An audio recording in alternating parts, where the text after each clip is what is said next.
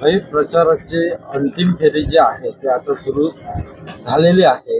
कसा प्रतिसाद मिळतोय जनतेला? प्रभाग क्रमांक 8 चे तरुण तडफदार आणि लोकप्रिय उमेदवार श्री लोकेश कांबळे, त्याचप्रमाणे इथे या भागामध्ये काम करणाऱ्या आमच्या विशाखाताई, आमचे सुदीप कांबळे, राजू कासले, अशी बरीच या ठिकाणी प्रमुख माणसं आहेत, प्रमुख नेते आहेत.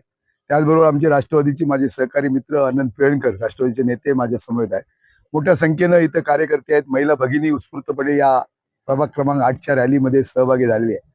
खरं तर ज्यावेळी मी या निवडणुकीच्या मैदानात उतरण्याचं ठरवलं, त्याचवेळी कणकवलीतल्या जनतेने आपलं मत कोणाला करावं, मतदान कोणाला करावं हे ठरवलेलं होतं. आणि म्हणजे जो परिवर्तन आहे त्या परिवर्तनाला लोकांनी साथ दिलेली आहे. आणि येत्या 3 तारखेला तुम्हाला मतदानाच्या निकालाच्या माध्यमातून हे त्या ठिकाणी कळेल. आज उत्स्फूर्त असा पाठिंबा जनतेचा त्या ठिकाणी मिळतोय.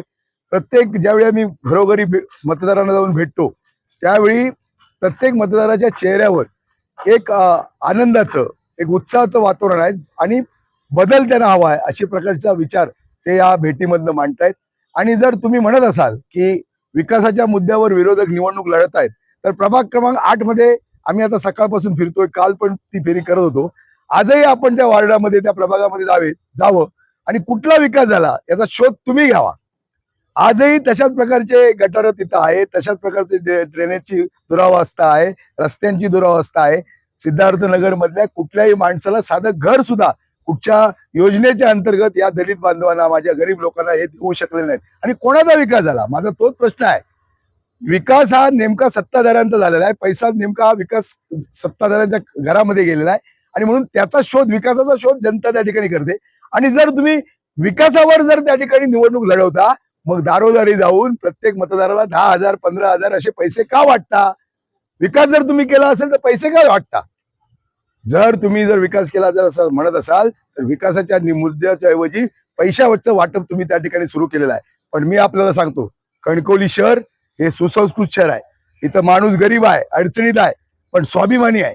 कुठेही त्या ठिकाणी आपण कितीही पैसे वाटलेत तरी त्या ठिकाणी पैशाला विकला जाणारा हा आमचा मतदार नाही. माझा कणकवली शहरातली जनता ही स्वाभिमानी आहे, गरीब राहील, आपल्या अडचणीला सामोरे जातील, पण तुमच्या या पैशाला त्या ठिकाणी म्हणजे विकली जाणार नाही, अशी माझी कणकवली शहरातली स्वाभिमानी जनता आहे. आणि म्हणूनच या जनतेचं मी नेतृत्व करतोय. माझी ही कर्मभूमी आहे. मला ज्या शहरानं चेहरा दिला, माझं नाव ज्या शहरानं महाराष्ट्रापर्यंत नेलं, ते हे शहर आहे. आणि म्हणून मी कणकवली शहराला सांगितलं आहे की माझी नगरपंचायतची ही शेवटची निवडणूक आहे. मला आपण एक संधी द्या, मी पुन्हा हे शहर तितक्याच ताटमानेनं त्याचा जो नावलौकिक आहे तो नावलौकिक निर्माण करेन. आणि सर्वसामान्य माणसाला या शहरामध्ये स्वाभिमानानं, आपुलकीनं, प्रेमानं जगता येईल अशा प्रकारचं वातावरण, एक स्नेहभावाचं. मग त्या ठिकाणी दलित असतील, मुस्लिम असतील, हिंदू असतील, ख्रिश्चन असतील, हे सगळे समाजातले सगळे लोक एका गुण्यागोविंदानं माझ्या शहरात कसे नांदतील, हा माझा त्या ठिकाणी प्रयत्न राहील. आणि सर्वसामान्य माणसाला गरिबीतनं कशी त्या ठिकाणी मुक्तता देता येईल, त्यांच्या खऱ्या अर्थाने त्यांचा कसा विकास करता येईल, हा प्रामाणिक प्रयत्न सत्तेच्या माध्यमातून राहील. आणि म्हणून आज आम्ही कणकवली शहर विकास आघाडी केलेली आहे. सगळे पक्ष एकत्र येऊन सांघिकपणे आम्ही या समोर या सत्ताधाऱ्यांच्या या भ्रष्ट टोळीच्या विरुद्ध जातोय, लढतोय.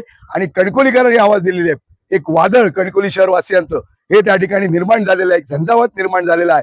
भयमुक्त कणकवली, भ्रष्टाचार मुक्त कणकवली आणि सर्वांगीण विकासाकडे वाटचाल करणारी कणकवली, अशा पद्धतीने आपल्याला एक कणकवली उभी करायची आहे. आणि म्हणून मी माझ्या परत एकदा तुमच्या चॅनलच्या मार्फत शहरवासियांना विनम्र असं आवाहन करतो की एक संधी मला द्या, माझ्या नगरसेवकांना द्या. आम्ही नक्कीच कणकवलीचं परिवर्तन करू, कणकवलीचा विकास करू आणि आपली कणकवली अशा प्रकारचं एक नातं सगळ्यांच्या मध्ये निर्माण करण्याचं काम करू.